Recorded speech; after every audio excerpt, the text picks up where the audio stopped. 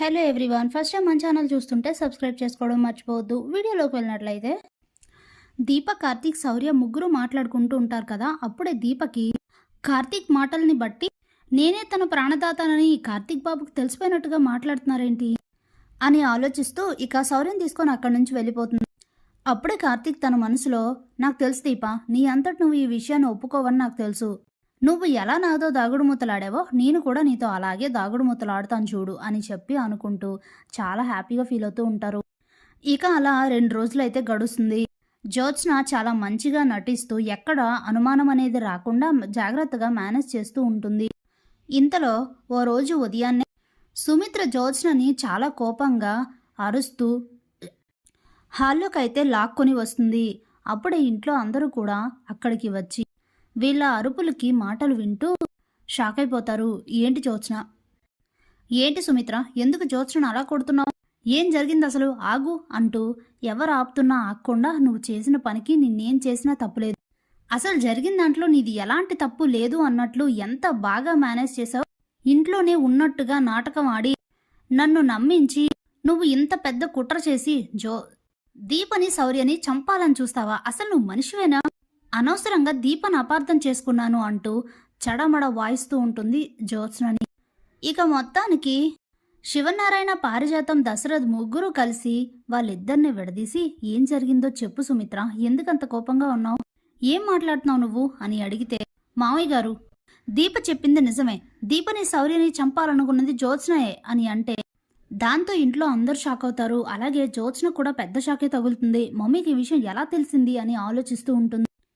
అప్పుడే పారిజాతం, ముందే ఊహించాను సుమిత్ర, నువ్వు నీ కూతుర్ని కాకుండా ఆ దీపపై చేయి చేసుకొని తనని 4 తిట్టావేంటా అని నాకు అప్పుడే డౌట్ వచ్చింది, అంటే నీకు కన్న కూతురు కన్నా దీపయే ఎక్కువ, అందుకే దీప చెప్పిందే నిజం అనుకుని నువ్వు నిందని జ్యోత్స్న మీద వేస్తున్నావా అని అంటే, అత్తయ్య గారు ఇక చాలు, మీరు ఆపండి, మీరు అనుకుంటున్నట్లు నేను నింద వేయట్లేదు, నిజం తెలుసుకున్న తర్వాతనే మాట్లాడుతున్నాను, మీలాగా నిందలు వేయడం, అపార్థాలు చేసుకోవడం, అబద్ధాలు మాట్లాడడం నాకు రాదు, ఏదైనా వాస్తవాన్ని వాస్తవంగానే ఆలోచిస్తాను, ఇక మీరు మాట్లాడొద్దు అని గట్టిగా చెప్తుంది సుమిత్ర.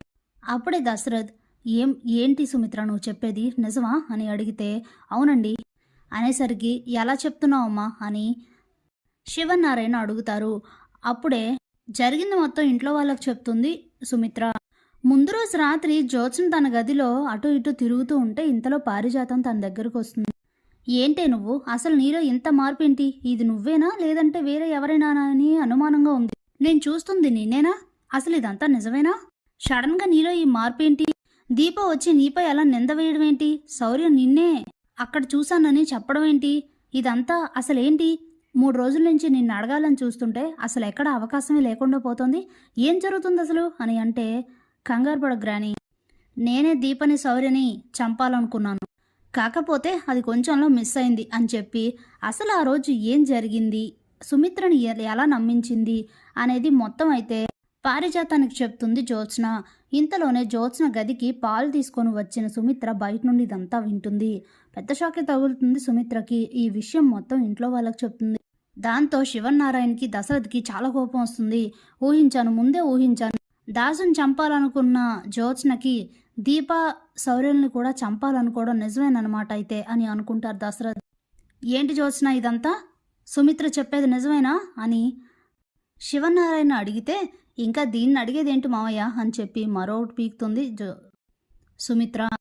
అప్పుడే పారిజాతం, ఏంటి నువ్వు ఇలా పిల్లని కొట్టి చంపేస్తావా ఏంటి అని అడిగితే, కొట్టి చంపడం కాదు, నిజంగానే దీన్ని చంపినా తప్పులేదు, అసలు ఇలాంటి మనిషి నా కూతురుగా నా కడుపుని ఎలా పుట్టావే నువ్వు, ఏంటి నీ ఆలోచనలు, ఎందుకు ఇంత దిగజారు ఆలోచిస్తున్నావు, అసలు ఏంటిదంతా, ఎందుకు చంపాలనుకున్నావో చెప్పు అని అడిగితే, అవును తాత, నేను దీపని శౌర్యని చంపాలనుకున్న మాట నిజమే, అది ఎందుకంటే బావ కోసం అని చెప్తుంది.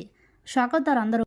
ఏంటి, ఏం మాట్లాడుతున్నావమ్మా అని శివనారాయణ అడిగితే, అవును తాత, దీప శౌర్యుల వల్లనే బావ నాకు ఈరోజు దక్కలేదు, దీపను పెళ్లి చేసుకోవడం వలన బావ నాకు దూరం అయ్యాడు, అందుకే దీపం చంపేస్తే అప్పుడు ఇంక ఈ సమస్య ఉండదు, బావ నన్ను పెళ్లి చేసుకుంటాడు, అలాగే శౌర్య బ్రతికున్న శౌర్యం చూసుకుంటూ ఉండిపోతాడు తప్ప బావ నాకు దగ్గర ఎలా అవుతాడు, అందుకే ఇలా చేశాను అని చాలా ఆవేశంగా చెప్తుంది జ్యోత్స్న.